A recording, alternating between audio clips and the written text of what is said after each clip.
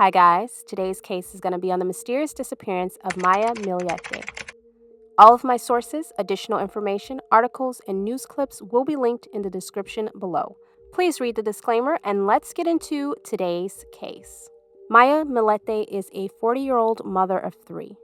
She worked as a contract specialist in the naval base in San Diego. Originally from the Philippines, now living in Chula Vista, San Diego, with her high school sweetheart and husband of 21 years, Larry Millete, along with their three children.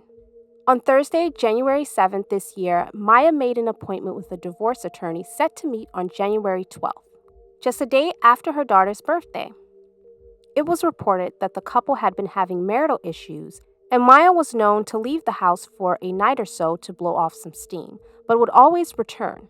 This time would prove to be different.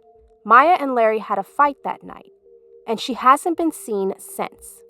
Thursday night, we got into a kind of an argument, and we've been having problems,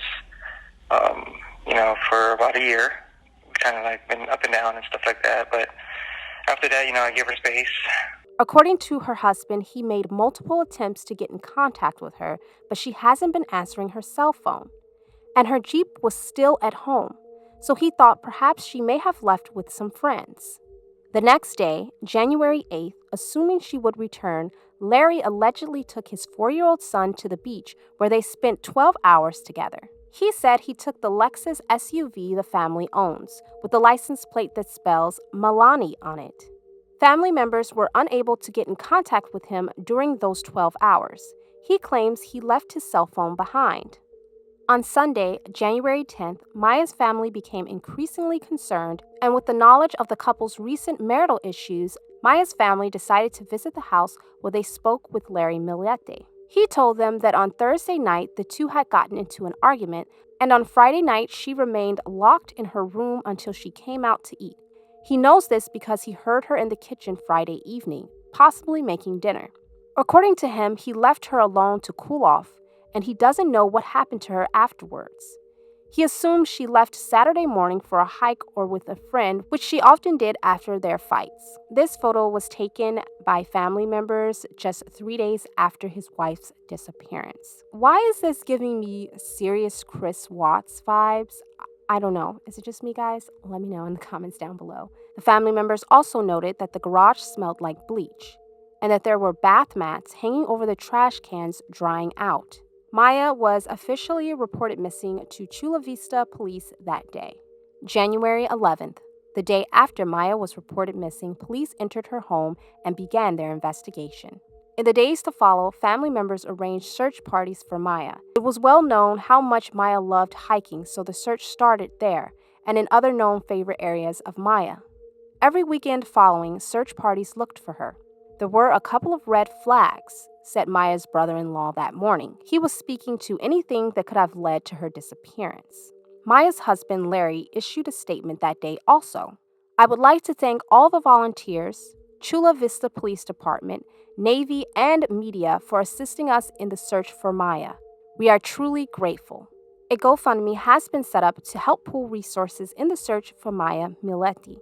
Almost a month later, February 5th, family members and friends of Maya hosted a peaceful rally requesting more information surrounding the investigation of Maya's disappearance. Larry Millete, who previously cooperated with law enforcement, was no longer aiding in the investigation and search efforts. The family said it hurt and surprised them at the same time. According to Maya's sister, he told her that he was going to let her handle everything regarding the search efforts, and he was going to take a step back and just focus on comforting their children. Investigators located video evidence from one of the neighborhood surveillance cameras of what appears to be gunshots being fired on January 7th at 9:57 p.m. You can't see anything in the video, but you can hear several loud bangs.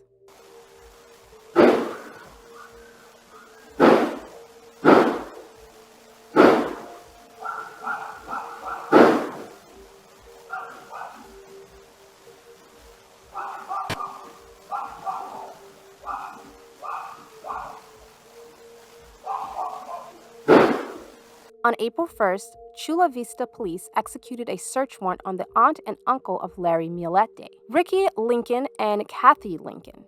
Kathy is the blood relative to Larry. Investigators seized guns and other evidence from the home, which included a half-dozen long rifles, and boxes containing other evidence were seized. The two did not respond to News 8's request for comment and have not been named suspects in the disappearance of Maya. Friday, May 7th, 4 months after her disappearance, the police executed their second search warrant on the home of Larry Millete, one of more than 20 search warrants written in connection with this case.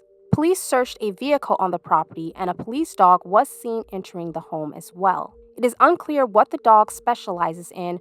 Whether it was there to locate human remains or drug paraphernalia is unknown.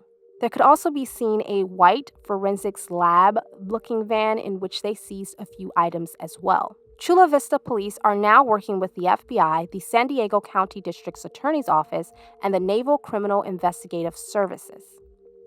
56 people have been interviewed in this case, and police have received more than 55 tips. Police refused to disclose any information as to what prompted the new search, stating they wish to maintain the integrity of the investigation. A petition for a gun violence registration order was filed against Larry. The petition shows that Larry had 8 firearms registered in his name and at least 18 more that were unaccounted for. Larry Millete told officers that he knew they were coming for his firearms, and he gave multiple firearms to his friends. He refused to disclose the names of the people possessing his firearms. The restraining order application alleged. Judge Catherine Backel signed the temporary gun violence restraining order the same day, May 5th, ordering Larry Millete to surrender his weapons within 48 hours. I'm assuming this is why the police were there on the 7th. At this time, Larry Millete has not been named a suspect in this case, nor a person of interest. To add context, let's take a closer look at Larry Millete's shady past and current events leading up to Maya's disappearance. On April 30th, 1997, he stabbed a boy, then 17, in Bay Terrace, San Diego, California. The victim recovered in the hospital while he was arrested. Larry enlisted in the Navy in 1999 at the age of 18. Larry's DD Form 214 indicated he received a Navy and Marine Corps Achievement Medal in 2003, a Good Conduct Medal, a National Defense Service Medal, a Global War on Terrorism Medal, and a Pistol Sharpshooter Ribbon.